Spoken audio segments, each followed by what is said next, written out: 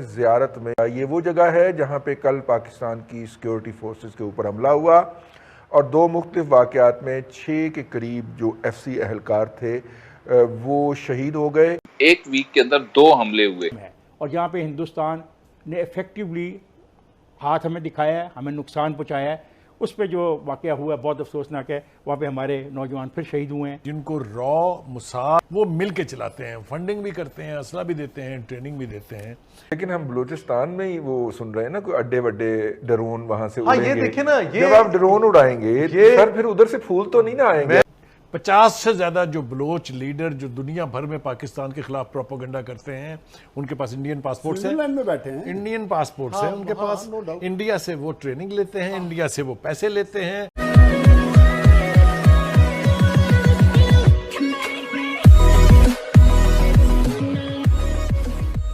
नमस्कार दोस्तों, यहाँ पर बात हो रही है कि भाई बलूचिस्तान के अंदर अब ये हमले बढ़ रहे हैं, मतलब कि पाकिस्तानी आर्मी पर या फिर पाकिस्तानी पुलिस पर। अब पुलिस का तो इतना ज़्यादा रोल रहता नहीं है क्योंकि ये जो बलोच लोग हैं वो पुलिस वाले को तो टिकने ही नहीं देते, लेकिन पाकिस्तानी आर्मी भी कई बार जब वहाँ पर राउंड लगाने जाती है बलूचिस्तान के अंदर या फिर उनको पता नहीं होता और पूरी की पूरी जीप होती है या फिर पूरा जो व्हीकल होता है उसको यहाँ पर मतलब गायब कर दिया जाता है या फिर कहे कि उसको बम से उड़ा दिया जाता है, जिसमें ID का खास करके यूज़ होता है। कहने का मतलब ये है कि धीरे धीरे बलूचिस्तान वाली जो एक मूवमेंट है वो बढ़ रही है और उनको एक्सटर्नल सपोर्ट भी मिल रहा है, क्योंकि पिछले अगर 1-2 सालों से देखो तो ये मूवमेंट और यहाँ पर वायलेंट हो रही है और पाकिस्तानी आर्मी कई बार यहाँ पर टारगेट में आ चुकी है। हालांकि जिस तरीके से पहले पाकिस्तानी आर्मी यहाँ पर बलूच लोगों को उठाकर यहाँ पर उन पर जो जुल्म करती थी वो नहीं कर पाती है, क्योंकि बलूचिस्तान बहुत बड़ा एरिया है और उसमें उनको ढूंढना इतना आसान नहीं है। यहाँ पर यही बात हो रही है। इसी के साथ ये वीडियो शुरू करते हैं। भारत में ये वो जगह है जहाँ पे कल पाकिस्तान की सिक्योरिटी फोर्सेस के ऊपर हमला हुआ और दो मुख्तलिफ वाक़यात में 6 के करीब जो FC एहलकार थे वो शहीद हो गए। पिछले तकरीबन गुज़िश्ता 15 से 20 दिन पहले एक वीक के अंदर 2 हमले हुए और उसमें लोग भी शहीद हुए। 6 लोग एक जगह पे शहीद। आपको पता है कि अफगानिस्तान के साथ जो हमारा जो बॉर्डर लगता है, ये इलाका जो हमारा है ये कुछ थोड़ा ऐसा इलाका है जहाँ से लोग आते हैं अंदर, हिट करते हैं। चमन वाली साइड की बात करें। चमन के साथ सर और भी लगता है। चमन है, स्पिन बुलदाक है, कंधार से लेके चमन तक। कंधार से अगर आगे हम चलते हैं तो चमन तक का इलाका ऐसा ही है। दाखिल होते हैं, हिट करते हैं, वापस चले जाते हैं। और ये हमारी वो जो है एक ऐसी बैली है, ऐसा पेट हमारा जो नरम है और जहाँ पे हिंदुस्तान ने इफ़ेक्टिवली हाथ हमें दिखाया है, हमें नुकसान पहुँचाया है। उस पे जो वाक़या हुआ है बहुत अफसोसनाक है। वहाँ पे हमारे नौजवान फिर शहीद हुए हैं। बलूचिस्तान में दहशतगर्दी के हवाले से जिस पर भी तबसरा किया है इमरान खान साहब ने, और जो हमारी FC पर हमला हुआ है जिसके नतीजे में नुकसान हुआ है, शहीद हुए हैं लोग, ये फितना भी बहुत देर से चल रहा है और मौजूद है। और ख़ास तौर से बलूचिस्तान में इसलिए है कि जो जिक्र किया उन्होंने, स्पिन बोल्दक का एक इलाका है जहाँ पर फरारी कैंप्स हैं, जिनको रॉ मुसाद और BLA नहीं वो जो BLA एलिमेंट जो उनकी खुफिया एजेंसी है, जो खुफिया एजेंसी है, अफगानिस्तान की जो खुफिया एजेंसी है, DNA something like that, not DNA, DSN के समथिंग इस तरह का नाम है उसका। वो मिल के चलाते हैं, फंडिंग भी करते हैं, असला भी देते हैं, ट्रेनिंग भी देते हैं। और फिर रात के अंधेरे में, चूंकि बॉर्डर पोरस है वहाँ का भी, चमन से लेके कंधार तक, जैसा इन्होंने कहा, रात के अंधेरे में वो इन्फिल्ट्रेट करते हैं और फिर अजाब को बायस बनते हैं, क्योंकि वहाँ पर Hindustan sponsored, CIA sponsored sleeper cells मौजूद हैं। तो ये एक फितना जो है बदरजा आतम वहाँ मौजूद है। और ये अगर आप ईरान और मंद वाला बॉर्डर भी ले लें ना, तो उस एरिया में भी यही इंसर्जेंसी होती रहती है। और जिस आप इंडिया की बात कर रहे थे उसका नाम NDS है, NDS अफगानिस्तान की, ठीक है।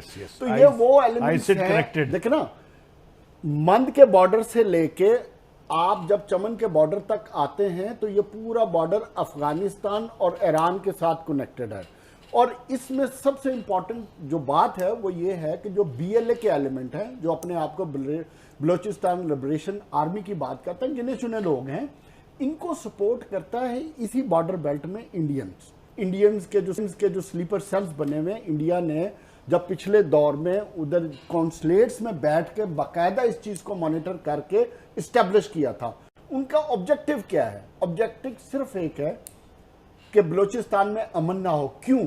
और स्पेशली अब पिछले जो 8-10 साल से सी पैक के मामला तेजी से आगे बढ़ना शुरू हुए हैं कलभूषण उसी का हिस्सा था। हाँ, तो और जो बलूचिस्तान की डेवलपमेंट, क्योंकि बलूचिस्तान का जो सबसे बड़ा इशू है उसकी कनेक्टिविटी का है। उधर शाहराहें नहीं है, उधर रोड्स नहीं है, कनेक्टिविटी नहीं है कि चाहे दुनिया इधर की उधर हो जाए, मैं उन लोगों से मुज़ाकरात करने की ना मशवरा दे सकता हूँ ना बात कर सकता हूँ जिनके हेड ऑफिस और फरारी कैंप भारत में है। अगर आप नाम लेना चाहते हैं तो मैं आपको नाम ले देता हूँ। 50 से ज्यादा जो बलोच लीडर जो दुनिया भर में पाकिस्तान के खिलाफ प्रोपोगंडा करते हैं, उनके पास इंडियन पासपोर्ट्स हैं, में बैठे हैं, इंडियन पासपोर्ट्स हैं उनके पास। इंडिया से वो ट्रेनिंग लेते हैं, इंडिया से वो पैसे लेते हैं। पूरे का पूरा कलभूषण का नेटवर्क जो है उसके अंदर BSO के और BLA के इनके सारे बंदे जो हैं वो इन्वॉल्व हैं। उनसे मुज़ाकरात की मुशावरत मैं नहीं दे सकता। हाँ, जो मेन स्ट्रीम पोलिटिकल पार्टीज हैं, जो मेन स्ट्रीम ट्राइबल एल्डर्स हैं वहाँ के, उनके साथ एंगेज करना चाहिए। और जो बात ये कह रहे हैं वो बिल्कुल ठीक कह रहे हैं कि बलूचिस्तान के जो वसाइल हैं उनके ऊपर सबसे पहला हक जो है वो बलूचों का है, जिस तरह बाकी। इसके ऊपर फिर जो इंसर्जेंसी पाकिस्तान के अंदर, बलूचिस्तान के अंदर जो बड़ी है, और ये कोई ढकी छुपी बात नहीं है, बलूचिस्तान के अंदर वाक़यात हो रहे हैं। आपके कबायली इलाकों के अंदर जो अब तो KPK का हिस्सा हैं, पहले फेडरल जो एडमिनिस्ट्रेटिव एरिया थे, वहाँ पे वाक़यात हो रहे हैं, दहशतगर्दी के ऊपर तले फोर्सेस पर हमले हो रहे हैं, और वहाँ पे एक मखसूस किस्म का नैरेटिव बिल्ड करने की कोशिश की जा रही है पश्तून बेल्ट के अंदर। बलूचिस्तान का इशू तो बिल्कुल एक सेपरेट होगा कि वहाँ पे आपको हमारी फोर्सेस को जो स्टेक होल्डर हैं, पॉलिटिकल स्टेक होल्डर जो वहाँ के अवाम हैं, उनको साथ मिला के तो बिल्कुल दहशतगर्दी का मुकाबला करना पड़ेगा। लेकिन हम बलूचिस्तान में ही वो सुन रहे हैं ना, कोई अड्डे वड्डे ड्रोन वहां से उड़ेंगे। ये देखिए ना, ये जब आप ड्रोन उड़ाएंगे सर फिर उधर से फूल तो नहीं ना आएंगे। मैं यही बात अर्ज करने लगा हूं कि जिस तरह अमेरिकी वहां से भाग रहे हैं और उसके बाद वो जो अड्डे चाहते हैं, बदकिस्मती हमारी ये है कि हम अगर बिल्कुल वो पंजाबी की एक मिसाल है कि वो क्या हम कहते होते हैं कि वो बस वसना भी चांदी है, लेकिन नहीं वसन देंगे। सो हमारे ये जो हमारे दोस्तनुमा जो हमारे, मैं इनको दुश्मन तो नहीं कहता, लेकिन ये हमारे जो खैरखा हैं, इनको ये सोचना चाहिए कि वो पाकिस्तान को कहीं पुरस्कून भी रहने दें। उन्होंने अगर अड्डे ही तलाश करने हैं तो सेंट्रल एशिया की तरफ निकल जाएं, तो वहां से वो अड्डे ले लें। अब आपको वहां पे नया अपना एयरबेस भी बनाना पड़ रहा है। आप वहां पे अगर अड्डे देते हैं और वो सिचुएशन पैदा करते हैं, और सामान जो है वो निकाल के वो किर्गिस्तान के रास्ते ले जा रहे हैं। हाँ, इसका मतलब है कुछ उनको भी बख्श जाएंगे। ये सामान दी बारी आई तो उधरों ले गए। नहीं, ठीक है सर। तो मेरा अपना ख्याल है कि किसी भी कीमत पर एक तो ये है कि पाकिस्तान को उस जंग से और उस सिचुएशन से जो अफगानिस्तान में, मेरे अपने ख्याल के मुताबिक जंग नहीं बल्कि खाना जंगी जो अफगानिस्तान के अंदर नई शुरू होने के बहुत ज्यादा इम्कानात हैं, पाकिस्तान को उससे दूर रहना चाहिए। अफगानिस्तान के तालिबान की तरफ से जो पिछले दिनों एक बयान आया था, वो महज बयान नहीं था, वो वार्निंग थी, धमकी थी। एक तो हमारे वो दुश्मन हैं जो अफगानिस्तान के अंदर से यहाँ पे आके तो हमले करते हैं, दूसरे कहीं हम अपने इन दोस्तों को जिन्हें हम तालिबान कहते हैं और जिनके जरिए हम स्ट्रेटेजिक डेप्थ अपनी तलाश करते रहे हैं कई दहाइयाँ अफगानिस्तान के अंदर, कहीं हम इनको भी अपना मुखालिफ ना बना बैठे। प्राइम मिनिस्टर को, हमारी हुकूमत को, बाकी जो नेशनल इश्यूज हैं उन पर तो अलग से, इस मामले पे बिलखसूस बहुत ही हसास नौयत के मामले पे पार्लियामेंट को एतमाद में लेना चाहिए और कुछ नहीं। पाकिस्तान के अवाम को डायरेक्ट नहीं तो पार्लियामेंट को जरूर एतमाद में ले। मुझे यूं लग रहा है कि पाकिस्तान में बाकी पॉलिटिकल पार्टीज को, कुछ अफराद को तो पता हो सकता है, लेकिन पॉलिटिकल पार्टीज को या कलेक्टिव विजडम इसमें हम इस्तेमाल नहीं कर रहे। हम इनफरादी तौर पे फैसले कर रहे हैं जिनका नतीजा हमने माजी में भी गलत देखा है और आइंदा भी इसका नतीजा गलत ही दिया। लेकिन हम कहीं और खड़े हैं, लेकिन हिंदुस्तान किसी और स्टेज पे खड़ा है। वजूहात और इंडिया की पोजीशन एक और भी तो है ना, पाकिस्तान कभी रिलायबल नहीं था फॉर द अमेरिकन। मैंने उनकी कई रिपोर्टें देखी हैं, आप मेरी गैरिजन स्टेट वाली किताब में देखें कि ये जो है कॉस्ट कर रहे हैं। इंडिया ने अपने स्टैंड जितने भी लिए हैं अपने आप को इंडिपेंडेंट रख के लिए है ना। अब देखिए उनके फॉरेन मिनिस्टर ने उन्हें कहा है कि जितना तेल आप एक दिन में या उनसे वो गैस लेते हैं रशियन से, वो हम एक महीने में ले रहे हैं, तो पहले अपने आप को तो ठीक करो। वो मुंह तोड़ जवाब इस तरह दे रहे हैं। यही गलत होता है, खाना भी इनका और गालियां भी इनको। इसी वजह से हमारा कोई रिस्पेक्ट नहीं है, हमारा कोई इमेज नहीं है। हम यही इनका खाते हैं, इन्हें गालियां निकालते हैं, ये गलत। लेकिन वो तो रिस्पेक्टेबल सोसाइटी में होता है ना, वहां जहां आपकी जमहूरी तरबियत हो, जहां आपकी सियासी तरबियत हो और आपका करैक्टर हो, वहां ये चीजें होती हैं। मैंने आपको बताया कि अगर खान साहब एक बाइज्जत पुरवकार सियासी एजुकेटेड लीडर होते, जिस दिन एमक्यूएम ने छोड़ा था शाम को रिजाइन करके घर चले जाते इज्जत के साथ। लेकिन वो इनकी ना सियासी तरबियत है, ना जमहूरी तरबियत है। अब जो रिजाइन कर रहे हैं कौमी असम्बली से, ये सबसे बड़ा गैर जमहूरी एक्शन है ये, कि अगर आप जब कैच आउट हो जाए तो विकेट उठा के भाग जाए आप, बिल्कुल उसके मुतरादिफ है ये जमहूरी सिचुएशन में तो नहीं है। इस तरह इंडिया में 27 दफा वोट ऑफ नो कॉन्फिडेंस हुआ है, 27 दफा। पाकिस्तान फंस बहुत बुरी तरह गया है। वो अपने इतनी बड़ी जहां डेट्स होंगी, वो कि मैंने भी कहा है और सुना है, जो अब प्राइम मिनिस्टर हैं शहबाज शरीफ, वो भी कहते हैं, और कहते तो सच है, बेगर्स कांट बी चूजर्स। बहुत अच्छी बात सर, ये बात तो बिल्कुल दुरुस्त है। लेकिन सर यहाँ से एक जब ये एलामिया जारी हुआ इस 2+2 डायलॉग का, तो उसमें कहा गया पाकिस्तान से अमेरिका ने भी और हिंदुस्तान ने भी कि आपके मुल्क से हमारे मुल्क में दहशतगर्दी होती है, इसको आपको मुकम्मल तौर पे ख़त्म करना पड़ेगा। और FATF का जिक्र भी आया कि उसमें से 27 में से 26 आपने जो कंडीशंस की हमारी वो पूरी हुई हैं, लेकिन जब तक 27 नहीं होती आप ग्रे लिस्ट में रहेंगे।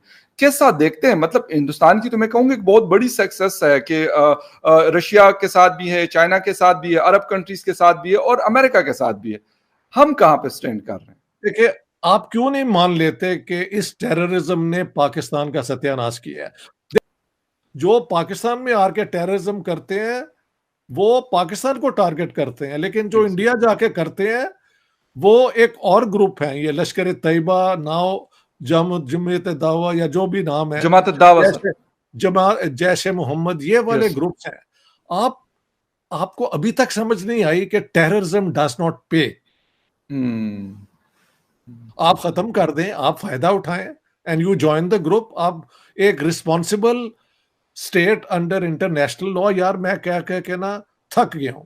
आपके ख्याल में इस्लामाबाद में जो इस वक्त बैठे हैं सारे एम्बेसडर, जब आपने ये कहा है कि हमारे जो एटमी एहसासे हैं वो सेफ नहीं है, तो आपका क्या ख्याल है वो केबलें नहीं भेज रहे वापस अपने मुल्कों में? वो भी तो अपने मुल्कों में केबलें भेज रहे हैं कि ये हालात है यहाँ पे, एटॉमिक एसिड से सेफ नहीं है। मैं तो समझता हूँ कि ISPR की मजबूरी बन चुकी थी ये प्रेस कॉन्फ्रेंस इनकी स्पीच के बाद, ताकि दुनिया को आके बताएं कि no this man is he is smoking something, we have a control over atomic acids। लेकिन सर ये इस तरह का इतना नॉन सीरियस स्टेटमेंट कैसे दे दिया इन्होंने? क्योंकि ये तो 3 साल यहाँ पे प्राइम मिनिस्टर बन के बैठे रहे और इस तरह की स्टेटमेंट ही जाके क्राउड में बोल रहे हैं। लेकिन देखिए उसमें देखिए आज भी एक आर्टिकल छपा BBC के ऊपर, उसमें भी उन्होंने कहा कि खान साहब अपने दुश्मन सबसे बड़े। मैं आपको एग्जांपल दे दूं, जब लाल बहादुर शास्त्री साहब की डेथ हुई है तो उनके घर वालों के पास पैसे नहीं था कि उनकी प्रॉपर वो जो उनकी आखिरी रसूमात अदा कर सके, वो कर सकते हैं ना। इंडिया को हमेशा गालियां देने का रिवाज जो है बड़ा कॉमन है, मैं देखता हूं ऑल द टाइम। लेकिन यहां पे क्यों मिसाल नहीं देते कि उनके प्राइम मिनिस्टर इस तरह करप्ट तो कोई भी नहीं मिला। हाँ जी सर, एक बस एक छोटी सी खत्म कर रहा हूं, लेकिन एक छोटी सी अभी सर बिपिन रावत साहब की जब डेथ हुई और हेलीकॉप्टर हादसे में वो हलाक हुए, तो उस वक्त भी सर ये मतलब इंडियन दोस्त बता रहे थे, मैंने कहा इनकी प्रॉपर्टी क्या है? उन्होंने कहा गांव में एक छोटा सा घर है और गालिबन अपना शायद जाती अपार्टमेंट भी न्यू दिल्ली में या किसी और शहर में नहीं था। मैं बड़ा हैरान हो गया सर, मैंने कहा कि इतना बड़ा आदमी ये कैसे हो सकता है? मतलब कि मैं खुद बताता हूँ, मैं जब कर रहा था ना गैरिसन स्टेट किताब पे रिसर्च, तो I had to go to India, वहां पे भी मैंने इंटरव्यूज किए हैं। उनके एक लेफ्टिनेंट जनरल थे जो जिस तरह हमारी IB है ना उसी के वो हेड रहे हैं, तो उनका घर हाई राइज बिल्डिंग में था, एक फ्लैट था, वो थोड़े से आर्टिस्टिक आदमी थे तो फ्लैट वेल डेकोरेटेड। आप यकीन करें 2 मेजर जनरल के घर में गया और लगा ये बिल्कुल कोई मातड़जनी से कहते हैं ऐसे घरों में रहते हैं। उनकी कारें भी दखी। हमारे घर दाने नहीं है माजरत से, तो 11% उनकी ग्रोथ रेट होगी और अगले चंद सालों में और भी ग्रोथ रेट उनकी खासी ज्यादा होगी। हम तो 1.5 पे खड़े हैं हमारी ज़रूरत है करने की, हमारी ज़रूरत है कि हम जो है वो रीजन में खोलें। और ये हमारी ज़रूरत है, ये इंडिया की ज़रूरत नहीं है। उनकी ज़रूरत ज़रूर होगी, लेकिन हमसे कम है। हम 1.5 जीडीपी ग्रोथ पे हैं, वो 11% पे उनके बारे में प्रेडिक्ट किया जा रहा है। और इसमें कहीं भी कश्मीर की बात जो है वो नहीं है, ये हम बिल्कुल क्लियर समझ लें। आपके पास शॉर्टकट कोई नहीं है। अगर आप अपने मुल्क को ठीक नहीं करते, तो इससे ज़्यादा ज़िल्लत आमेज़ मुआहदे करने पर मजबूर होंगे। 70 जो है वो वापस ले लेगा। कतई नहीं, हम कहने की हद तक कहते हैं, हमने भी सोच लिया है।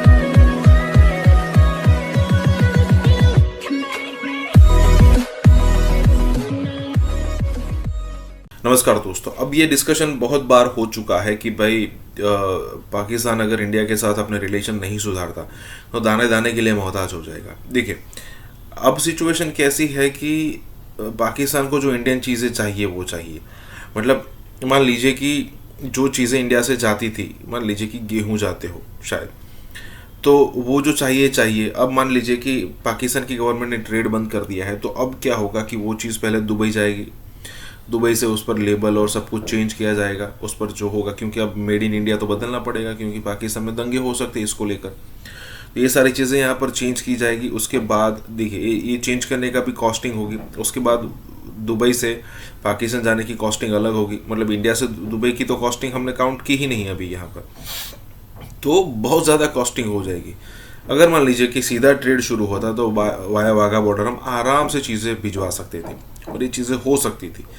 लेकिन गॉड नोज ये पाकिस्तान की पता नहीं ये जो पॉलिटिकल लीडर्स है वो क्या सोचते हैं। इसके साथ ही वीडियो शुरू करते हैं।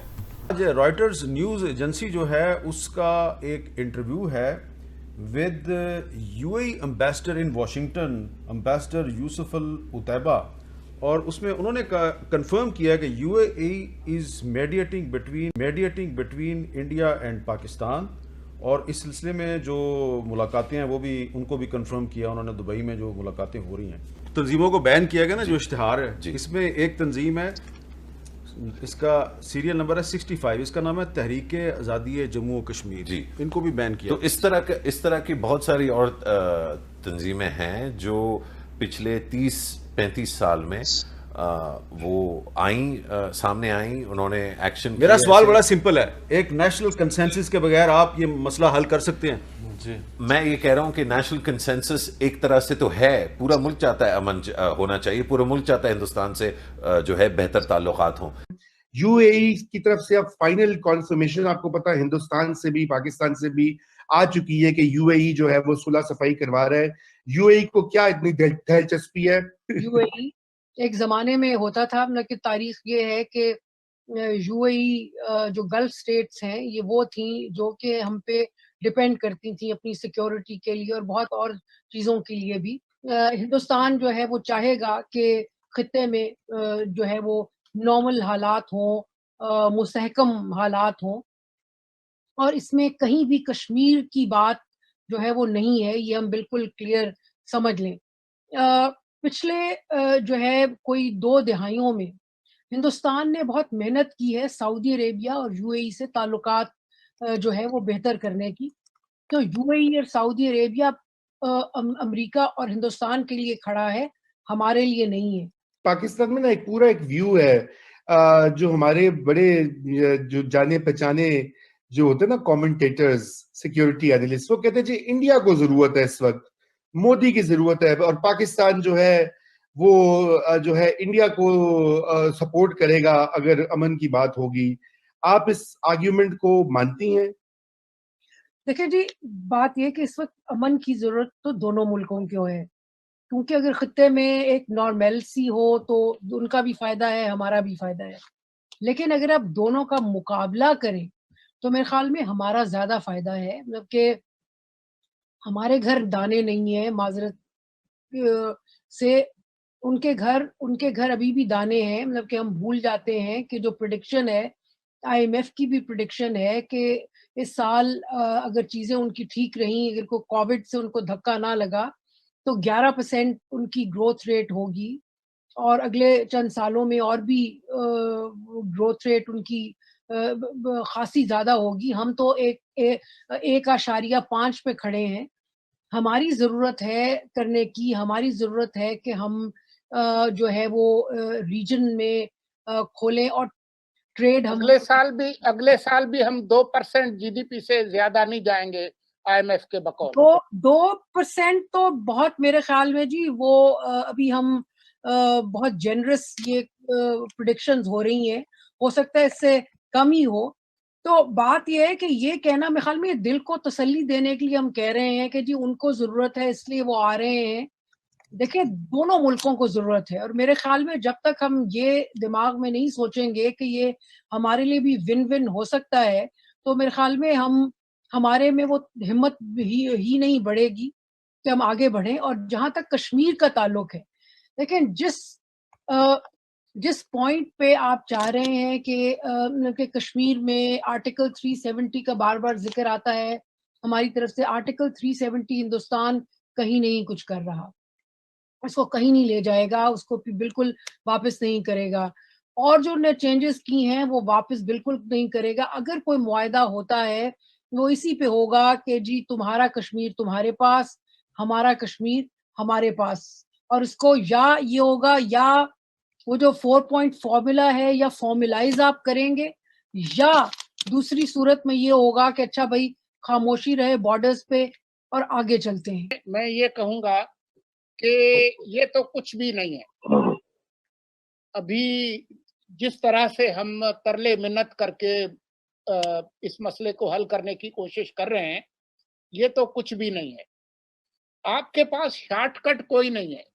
अगर आप अपने मुल्क को ठीक नहीं करते, उसकी मईशत को मजबूत नहीं करते, अपने जो अंदर के जो तजादात हैं उनको हल नहीं करते, और वो सिवाय सिविलियन सुपरमेसी के बगैर मिलावट वाली जमहूरियत के अवाम की जो हुकूमत है मुंतखब, उसको बाख्तियार बनाने के कोई शॉर्टकट नहीं है। अगर आप ये नहीं करेंगे ये तमाम चीजें, तो इससे ज्यादा जिल्लत आमेज मुआहदे करने पर मजबूर होंगे। इतनी देर में तो अच्छी चलती हुई परचून की दुकान नहीं बर्बाद होती। ये कर गए वारदात। ये इस मुल्क को यहां तक पहुंचाने वाले लोग ही ये हैं। हबीब जालिब ने लिखा था 20 रुपये मन्नाटा, इस पर भी है सन्नाटा, सदर अयूब जिंदाबाद। तंजिया बिल्कुल 20 रुपए मन्नाटा हुआ तो लोगों के लिए वो खरीदना मुश्किल था। जब उसने हबीब जालिब ने प्रोटेस्ट किया, सन्नाटा ये मुर्दों की कौम है, सन्नाटा है यहाँ तो क़यामत आनी चाहिए, चूंकि 20 रुपए में एक मन्नाटा कौन खरीदेगा।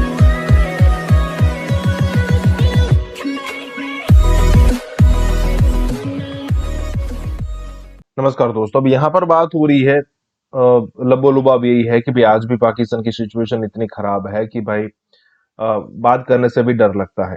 जब 1947 में अलग हुए थे तब बड़ी ही होप थी इनको, और पूरी दुनिया के जितने मुस्लिम कंट्रीज है सबको ये बताया गया था कि भाई हम अलग हो चुके हैं और हम आपके भाई, आप हमारे भाई, वगैरह वगैरह। जब पाकिस्तान ने न्यूक्लियर बनाया, न्यूक्लियर बॉम्ब, तब भी उसका नाम इस्लामिक बॉम्ब रखा था। जब उन्होंने एक अलग अपना कैपिटल सिटी बनाया, उसका नाम भी इस्लामाबाद रखा था। मतलब एक पूरी दुनिया को अट्रैक्ट करने की बात यहाँ पर हो रही थी, लेकिन ये सारी की सारी चीजें धरी की धरी रह गई है। और इतनी सिचुएशन खराब है कि चाहे वो इमरान खान हो, चाहे वो शहबाज शरीफ हो, यहाँ पर मतलब वो तय करके आए हैं कि पाकिस्तान जिस दलदल में है उससे अंदर जाना चाहिए, दलदल से बाहर तो बिल्कुल नहीं आना चाहिए। और यहाँ पर भी यही बात हो रही है कि भाई ये जो पाकिस्तान के लोग हैं ना, वही जो उन्होंने, उनके जो लीडर्स है, उन्होंने जो चूरण बेचा है उससे ऊपर अब तक नहीं आ रहे हैं। इसी के साथ ये वीडियो शुरू करता है। मोहम्मद अली एक हमारे प्राइम मिनिस्टर, पहले फाइनेंस मिनिस्टर भी थे, उन्होंने कहा था कि वो वक्त दूर नहीं है, जैसे ये कल्चर शुरू कर्जों का अगर ये होता है कि पाकिस्तान को कर्ज चुकाने के लिए भी कर्ज लेना पड़ेगा। सही बात। ये वक्त भी हम भी देख चुके, आप भी देख चुके। अब क्या है, और ये कौन लोग हैं? इस मुल्क को यहां तक पहुंचाने वाले लोग ही ये हैं। फवाद चौधरी साहब भी वजीर आजम पाकिस्तान के हमनवा निकले। उन्होंने इरशाद फरमाया कि पाकिस्तान में कई करोड़ इंसानों के इस देश में, इस एक एटमी पाकिस्तान में फवाद चौधरी के वर्ड ऑफ माउथ से आपको सुनने के लिए आ रहा है, इसलिए कि ये वही फवाद चौधरी हैं जो मुशर्रफ अंकल की कैबिनेट में थे। एक मिलिट्री डिक्टेटर की कैबिनेट में जो आदमी वजीर था, उसके बाद जो आदमी पाकिस्तान पीपल्स पार्टी का झूला झूलता रहा, आसिफ अली जरदारी साहब को अपना पीरो मुर्शिद मान करके। गिलानी साहब को मैं अपने प्रोग्राम में 3 दफा चला चुका हूं, अब नहीं चलाऊंगा भाई। गिलानी साहब को उस जमाने में इन्होंने, जब कोर्ट ने उनको सजा दी थी, ये उस वक्त गिलानी साहब को रहमतुल्लाह अलैह बताया करते थे, जिसकी पादाश में इनको गिलानी साहब ने, वो भी इनसे धोखा खा गए थे, अपना सियासी मुशीर लगाया था, मुशावरत के दर्जे पर फायज हो गए थे। और अब वही आदमी जब खड़ा होकर के ये कह रहा है कि पूरे पाकिस्तान में जो तीसरी मर्तबा यही बात घुमा फिरा करके किसी और आदमी के बारे में कह रहा है। फरमा रहे हैं फवाद चौधरी साहब के अपोजिशन रहनुमा बौने हैं, 6.5 फुट 6.25 फुट के हैंडसम बाज आए हम तो 13 रुपए। अशियाए सर्फ महंगी से महंगी, कुव्वत खरीद में नहीं आ रही। घी की कीमत में घी माफिया ने सबसे ज्यादा सुनी जाती है, यह कहना है अगेन वजीर इत्तलात फवाद चौधरी साहब का। सर ये तो बात आपकी ठीक है, शायद ऐसा ही हो कि खान साहब की दुनिया में सबसे ज्यादा सुनी जाती है, नहीं अगर सुनी जाती तो वो बेबस मजबूर पाकिस्तानी अवाम की कसर वजीर आजम में नहीं सुनी जाती। वजीर आजम हाउस से टकरा कर हमारी ये सदाएं, ये चीखें, ये आहो बका, ये आहो फुहा लौट आती है। एक शेर भी जहन में आया था, लेकिन माज़अल्लाह बड़ा ही मुशरिकाना था, इसलिए मैंने खुद ही इस शेर का गला घोट दिया। वजीर आजम पाकिस्तान काबीना में तोसी फरमाने वाले हैं, इसका इंदिया दिया है अगेन फवाद ग्रेट चौधरी साहब ने, जो इस वक्त वजीर इत्तलात हैं। और यकीन जानिए पाकिस्तानी लूली लंगड़ी जमहूरियत के लिए काबीना की ये तोसी ऐन जरूरी है। एटमी रियासत को हेलीकॉप्टर, जहाज, टैंक कुछ नहीं मिल रहा था अपने लोगों को बचाने के लिए, और वो जिन पर हम तवर्रा करते हैं, जिनको हम मतून करते हैं, जिनको हम बुनियाद पसंद टेररिस्ट कहते हैं, उसमें मुल्ला उमर के लड़के का, वजीर दिफा का हाल यह है कि एक लड़के को 6 साल बच्चे को कुएं से रेस्क्यू करने के लिए वहां खुद खड़ा है वजीर दिफा। पाकिस्तान में वजीर दिफा जो बेचारा अपना ही वजीर दिफा अपनी दिफा करने से मजबूर है। बदकिस्मती से हमारी मैशत उतनी ज़्यादा मुतमिल नहीं हो सकती। हम इतने ज़्यादा अमीर मुल्क नहीं हैं कि हम अपनी आवाम को उतना रिलीफ दे सकें। इस मुल्क में महंगाई है, गोया इससे बड़ी खुशी की खबर क्या होगी कि किताले फी सबिलिल्लाह तो नहीं, ताहम किताल करने के बाद, माशी किताल करने के बाद, 13 रुपए का तोहफा देने के बाद, आलमी मंडी कह लें, रशिया के प्यूटन पे इल्जाम डाल दें या किसी और अल्लाह मारे का नाम ले लीजिए, लेकिन पाकिस्तान अब भी दुनिया का सबसे सस्ता मुल्क है। सर तालीम बालगा का ये सिलसिला कितना तवालत अख्तियार करेगा आपके ख्याल में? शुक्रिया जी। गुजारिश ये है कि अभी हमारे भाई भी फरमा रहे थे कि आलमी मंडी में पिछले दिनों 4% तेल पेट्रोलियम मसनूआत की कीमतें कम हुई हैं, और अगर आप इसका मुआवजना थोड़ा पीछे चले जाएं, पीपल्स पार्टी की गवर्नमेंट से कर लें, तो वहां पर आप देखें कि उस वक्त तकरीबन $108 का बैरल था, और पाकिस्तान पीपल्स पार्टी ने 100 के करीब 100 रुपए लीटर के हिसाब से यहाँ पर तकरीबन दिया। अब $91 का है बैरल, और ये 108 का दे रहे हैं हमारे अपना अवाम के लिए। तो यहाँ पर आप इनका फर्क देखें, गवर्नमेंट को रिलीफ देना चाहिए अवाम को, और जब इंटरनेशनल मार्केट में कीमत कम होती है तो उसके हिसाब से भी अगर बढ़ा रहे हैं तो फिर उसके हिसाब से कम भी करनी चाहिए, जबकि यहाँ पर ये चीज ये नहीं करने जा रहे। और फिर वजीर आजम साहब बार बार इस चीज का कहते हैं कि जी पूरी दुनिया में कीमतें जो हैं वो बढ़ रही हैं, और वहां पर फीकस आमदनी देखें आप, अगर वहां पर कुछ पेट्रोल या डीजल वगैरह क्या थोड़ा बहुत कीमतें बढ़ी हैं तो उनकी फीकस आमदनी आपके सामने है कि वो, और हमारा मजदूर जो है वो 800,000 से ज्यादा दिन में नहीं कमा सकता। वो कहाँ से 500 रुपए, रात ही इन्होंने 80 रुपए का ये घी बढ़ा दिया है, वो कैसे अफोर्ड कर सकता है हमारा मजदूर 500 रुपए किलो घी, और फिर ये जिस जो रेट आटे का है, चीनी का है, या वो मोटरसाइकिल के लिए पेट्रोल वगैरह, हमारा किसान परेशान है। आप ये देखें कि 10,000 जो यूरिया की बोरी पहले 1700 की मिल रही थी, वो 3500 में उसने खरीद की, वो भी ब्लैक में, और उसे सरकारी रेट्स पर नहीं कहीं कहीं पर अवेलेबल हो सकी। डीएपी जब उसने गन्ना काश्त करनी थी, अब मक्की काश्त करने जा रहा है सेंट्रल पंजाब, तो अब कंडीशन ये है कि वो जो 4600 की 4600 का बैग आ रहा था डीएपी का, वो 10 से 12,000 में अब मिल रहा है, और इन्होंने साथ ही ये डीजल के रेट्स जमहूरियत की खैर और बरकत। इंडिया से वो इतना खौफजदा था कि खुद उसने, ये जितने लोगों से उनकी मुलाकातें हुई थी, उन्होंने ये कंक्लूड किया कि पाकिस्तान का सबसे बड़ा अलमिया ये है कि उनका बहादुर तरीन आदमी भी इंडिया से बहुत डरता है। और तो ये इनका प्रॉब्लम है कि ये दो ज़बानें बोलते हैं, और उसकी वजह यह है कि ये डरते हैं एक तरफ इंडिया से, दूसरी तरफ अपने अवाम से, और दोनों से झूठ बोलते हैं। नटशल ये है, ये मैं आपको बताऊं। वर्ल्ड बैंक की प्रोजेक्शन अभी परसों ही आई है कि आपकी मईशत 3.4% पे ग्रो करेगी।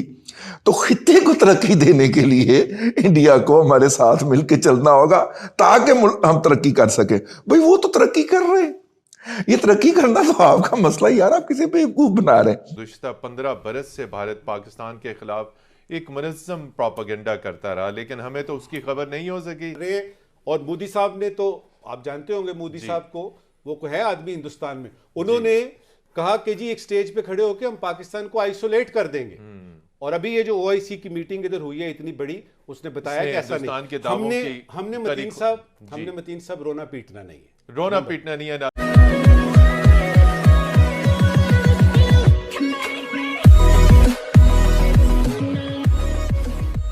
नमस्कार दोस्तों, अब यहाँ पर बात हो रही है कि पाकिस्तानी आर्मी भले ही कितनी भी जज्बे वाली बात कर रहे हैं, लेकिन उनको सबसे ज़्यादा जो डर लगता है ना, वो इंडिया से ही लगता है, इंडियन आर्मी से लगता है। अब आपको 1971 वाली सिचुएशन तो याद ही होगी कि वो जो न्याजी था जिसने सरेंडर किया था, एक न्याजी, अब उसका एक इंटरव्यू आया था शायद BBC पर, जब पूछा गया कि भाई आप क्या करेंगे इंडिया अगर आपको घेर लेगा, तो उसने क्या कहा था, मतलब अगर आपने नहीं देखा तो इस वीडियो के बाद जाके देखिएगा, सर्च कीजिएगा। उसका स्टेटमेंट कुछ इस टाइप का था कि भाई हम अपनी जानों का नजराना पेश करेंगे, हम मर जाएंगे, लेकिन इंडिया के सामने डिफीट कभी भी कबूल नहीं करेंगे। और उसके कुछ दिन बाद न्यूज़ आई कि भाई पाकिस्तान ने सरेंडर कर दिया, वो भी कितने 91,000 सैनिकों के साथ। हालांकि वो चीज़ अलग थी कि भाई वो 91,000 जो सैनिक थे उसके बदौलत हम कश्मीर छुड़वा सकते थे, हालांकि वो एक अलग मैटर है। लेकिन ये बात बिल्कुल सच है, जज्बा करके कुछ बातों तो आगे बढ़ा देते हैं, लेकिन जब सही में सिचुएशन आती है आपको चेक करने की, तब उनकी हवा पूरी की पूरी निकल जाती है। इसी के साथ ये वीडियो शुरू करते हैं। मन की आशा भी साथ रहे और साथ टेररिस्ट भी जाते रहे, तो ये सूरत हाल पहले तो चल जाया करती थी, मगर 2022 में मुझे तो चलती नजर नहीं आ रही, क्योंकि भारत अब इस पोजीशन में है कि इनको नहीं मानेगा। इंडिया से वो इतना खौफजदा था कि खुद उसने, ये जितने लोगों से उनकी मुलाकातें हुई थी, उन्होंने ये कंक्लूड किया कि पाकिस्तान का सबसे बड़ा अलमिया ये है कि उनका बहादुर तरीन आदमी भी इंडिया से बहुत डरता है। और इनसिक्योरिटी का न्यू है, चूँकि अभी जो 14 मिलिटेंट वहाँ पे मारे गए, और उनमें से 7 हमारी तरफ से गए, जिनका मैंने कहा कि हमारे आज़ाद कश्मीर में जनाजे पढ़ाए जाते हैं, चूँकि वहाँ के मकामी लड़के हैं, और जो कुफ्ते उनको मिसगाइड करके या जिस तरीके के भी लालच या फाइनेंशियल या अगले जान का लालच दे के, या जो भी उनके टैक्टिक्स हैं, उन बच्चों को मरवा रहे हैं। क्या इमरान खान को इस बात का नहीं पता? और अगर उसको इस बात का पता है तो वो जो नया इकनॉमिक एजेंडा लेके आ रहे हैं, और वो समझते हैं कि इंडिया के साथ हम तजारत करेंगे, इसलिए कि अब उनके सारे रास्ते बंद हो गए हैं, वो एक बंद टनल में फंस चुके हैं और आगे सिर्फ अंधेरा ही अंधेरा है। उन्होंने सारे हाथ पैर मार के देख लिए, तो अब उनको एक नया रास्ता नज़र आया। नया कहाँ है, वहाँ भी होशमंद लोग गुज़श्ता 20 सालों से पीट रहे हैं कि आपकी बका इसी में है कि आप अपने लोगों से, अपने हमसायों के साथ तजारत करें, उन्हीं के साथ ताल्लुक़ रखें। लेकिन अगर आप एक तरफ ये तजारत की बात करें वही अयूब खान की तरह, और दूसरी तरफ से बंदे घुसाते रहें, या आपके सामने घुस रहे। और आपने देखा कि गुज़िश्ता 15 बरस से भारत पाकिस्तान के खिलाफ एक मुनज़्ज़म प्रोपेगेंडा करता रहा, लेकिन हमें तो उसकी खबर नहीं हो सकी। और जो हम हिंदुस्तान, सिर्फ हिंदुस्तान नहीं, इस वक्त और भी कई बैनुल-अक़वामी एलिमेंट्स हैं जो पाकिस्तान मुखालिफ प्रोपेगेंडे में मसरूफ़ हैं। तो प्रोपेगेंडे के लिए आप वजारत ख़ारजा में बड़ी अहम पोजीशंस पे बैठे रहे, बड़े अहम मुल्कों में सफ़ीर रहे। क्या मैकेनिज़्म तरीक़ाकार हो सकता है कि हम उस पाकिस्तान के ख़िलाफ़ मुनज़्ज़म इस प्रोपेगेंडे का मौसर तोड़ कर सकें? आपने मान लिया हिंदुस्तान आपका दुश्मन है और वो करेगा। हाइब्रिड वॉरफेयर मिसाल के तौर पे है। हाइब्रिड वॉरफेयर में आपका ये मीडिया, उधर का मीडिया देख लें, आपका उधर की इंटेलिजेंस देख लें, रॉ देख लें, उसको अफगानिस्तान में देख लें, दुनिया में उनके डिप्लोमेट्स देख लें, वो क्या कर रहे हैं, वो कौन कौन से आर्टिकल लिख रहे हैं, वो किस किस तरीके से पाकिस्तान को खुदा न खास्ता डिग्रेड करने की कोशिश कर रहे हैं। और मोदी साहब ने तो, आप जानते होंगे मोदी साहब को, वो है आदमी हिंदुस्तान में, उन्होंने कहा कि जी एक स्टेज पे खड़े होकर हम पाकिस्तान को आइसोलेट कर देंगे। और अभी ये जो OIC की मीटिंग इधर हुई है इतनी बड़ी, उसने बताया कि ऐसा नहीं। हमने मतीन साहब रोना पीटना नहीं है, रोना पीटना नहीं। वर्ल्ड बैंक की प्रोजेक्शन अभी परसों ही आई है कि आपकी मईशत 3.4% पे ग्रो करेगी। तो खित्ते को तरक्की देने के लिए इंडिया को हमारे साथ मिलकर चलना होगा ताकि हम तरक्की कर सके। भाई वो तो तरक्की कर रहे हैं, ये तरक्की करना तो आपका मसला यार, आप किसी पे बेवकूफ बना रहे हैं। क्या जार्गन रटे हुए हैं आपने वहां पे अमरीकियों की चाकरी करते हुए, उनके बूट चाटते हुए? क्या क्या जार्गन रटे हुए हैं जो आप यहाँ पे आके रिपीट करके अच्छी अंग्रेजी के अंदर इस मुल्क के लोगों को इंप्रेस करने और बेवकूफ बनाने में लगे हुए हो? ठीक है, आप कह रहे हैं कि जनाब हमने इकोनॉमिक सिक्योरिटी की बात करनी है, आप कश्मीर के लिए आप इंडिया से भी बात करना चाहते हैं। आप जारी बात है कि कश्मीर को ये जो कुछ क्लासिफाइड बातें, ये भी कुछ दोस्तों से पता चली हैं जिन्होंने ये कहा है कि हम इंडिया के साथ कारोबार करने को तैयार हैं, भले इंडिया जो है वो कश्मीर का मसला हल हो ना हो, अब हम करने को तैयार हैं। तारड़ साहब 75 साल हम क्या करते रहे हैं पहले? ये चीजें पहले क्यों नहीं सोची गई और इनका कौन जिम्मेदार? को याद होगा इससे कुछ महीने पहले इन्होंने एक दफा कहा था कि we are starting trade with India, और उसके बाद फौरन बहाना इन्होंने किया कि कैबिनेट से अप्रूव नहीं हुआ, फिर इन्होंने उस स्टेप से वापस हटे। फिर उसके बाद हमारे आर्मी चीफ साहब ने कहा कि अब माजी को छोड़े आगे चलें, वो भी उसने एक और हिलजुल की। फिर उसके बाद ये हुआ, इन्होंने रिसेंटली जो ब्लंडर किया है, वो गंदम जो है वो पाकिस्तान से होके नहीं गई, वो गंदम पहुंच गई ईरान की तरफ से। फिर एक ब्लंडर थोड़ी करते, लेकिन असल में बात यह है कि पुख्तगी नहीं है, मैच्योरनेस नहीं है। लेफ्ट हैंड जो करता है राइट हैंड को पता ही नहीं है कि क्या हो रहा है। ऑर्गेनाइजेशनल स्किल ही कोई नहीं। ये नेशनल सिक्योरिटी जो पॉलिसी आपने बताया, जो आपने खुद बताया, कोई कंसेंसस नहीं है, स्वाय पीस ऑफ पेपर होने का और कुछ भी नहीं। लोग बॉर्डर क्रॉस कर रहे हैं और इस तरह की दरअंदोजी है, बच्चे मारे जा रहे हैं और आप खामोश हैं, इवन एक बयान तक नहीं देते।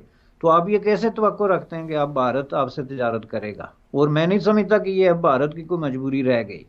भारत को अब चीन से भी तिजारत करने पे बहुत लोगों को एतराज़ है। अभी मैं आपको बता दूं, वहाँ पे बहुत बड़े इकोनॉमिस्ट हैं जो कहते हैं हमें चीन से भी तिजारत नहीं करनी चाहिए, क्योंकि भारत की इकोनॉमी जो है वो एक नए डायमेंशन में दाखिल हो गई है। अब उनके पास चॉइसेस हैं कि वो किससे तिजारत करें, किसके साथ ना करें, किस में नफ़ा है, किस। खुद इमरान खान की आप तकरीर देखें जिसमें बार बार ये कहता है कि अगर हमें सऊदी अरबिया और चीन से पैसे ना मिलते तो हम बैंकरप्ट हो जाते। ये अभी पिछले हफ्ते भी उसने एक बहुत बड़े ज़ोरदार अंदाज में ये स्पीच की है। और आपको पता है कितने पैसे मिले हैं उनको चीन और सऊदी अरब से जो वो बेल आउट हुए उस वक्त पे, यानी $2-4 बिलियन की देर है आपको बैंकरप्ट होने में। और जाहिर है उसके बाद कोई बहुत बड़े हालात या आपके ज़र मुबादला के ज़खायर या कोई इस तरह की पेमेंट्स की कैपेसिटी में कोई बहुत बड़ी तब्दीली नहीं आई है। तो इसलिए मैं समझता हूँ कि ये एक चीज़ ओपन है जिस पे किसी तरह के मतलब है कोई ज़रूरत ही नहीं है कोई सबूत पेश करने की। जब प्राइम मिनिस्टर खुद बार बार इसकी तस्दीक कर रहा है तो ये बात तय है कि पाकिस्तान जो है वो on the verge of politically अगर ना सही लेकिन फाइनेंशियली जो है इकोनॉमिकली क्लैप्स पे है।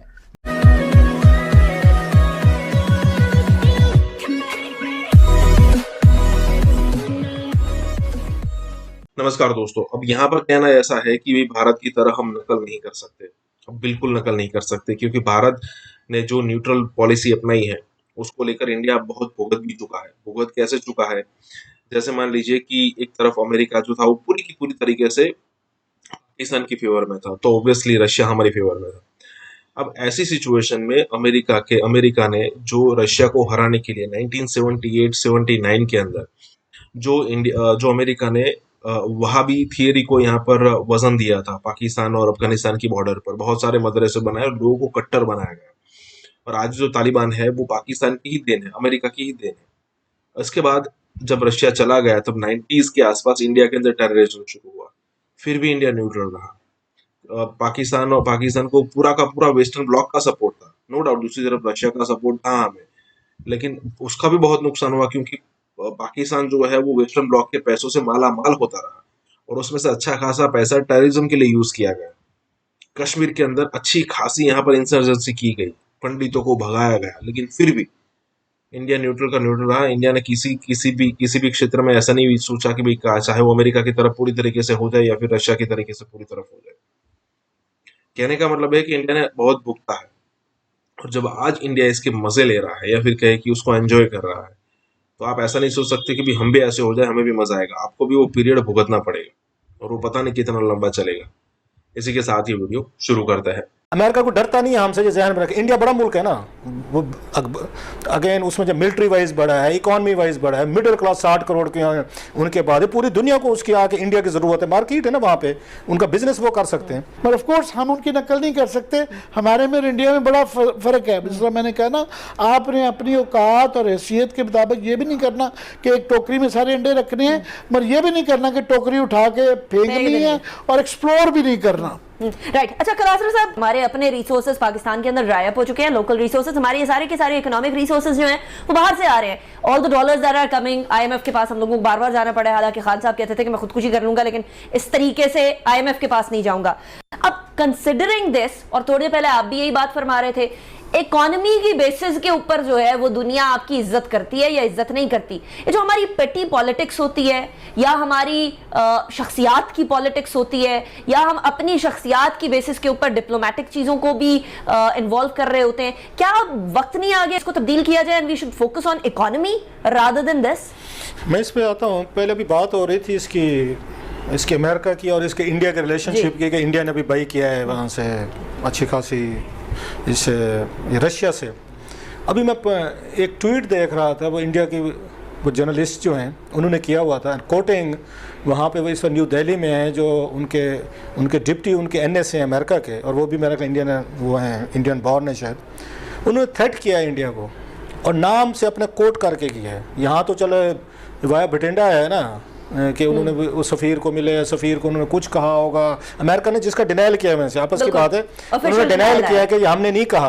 अमेरिका को डरता नहीं है हमसे, जो जहन में रखे। इंडिया बड़ा मुल्क है ना, वो अगेन उसमें जब मिलिट्री वाइज बड़ा है, इकॉनमी वाइज बड़ा है, मिडिल क्लास 60 करोड़ के उनके बाद पूरी दुनिया को उसकी आके इंडिया की ज़रूरत है। मार्केट है ना वहाँ पे, उनका बिजनेस वो कर सकते हैं। असल के हमें पाकिस्तान के मफादात देखने हैं और हमें जो है बाकी ज़ातियात में तो नहीं जाना, मगर क्योंकि एक माजी रहा है पाकिस्तान में कि लोगों ने अपने ज़ाती मफादात के लिए नेशनल मफादात को सेक्रीफाइस किया हुआ है। मैं सिर्फ मुशर्रफ साहब का ही बता दूं कि ये न्यूयॉर्क टाइम्स में, आगे मैं पिछले प्रोग्राम में बता रहा था, खबर छपी थी कि जब उन्होंने बिल क्लिंटन के अगेंस्ट जाके उसको फारिग कर दिया था, तो उसके बाद फिर वो एंथनी जिन ने कहा कि छोड़ दे Tony, I need your help. Musharraf ने उसको कॉल किया, उन्होंने फिर क्लिंटन को फोन किया। ये छपा हुआ अखबार में, मैं रिपोर्ट किया हुआ कि उन्होंने कहा ये हमारा आदमी है, ये हमें ज़्यादा डिलीवर करेगा।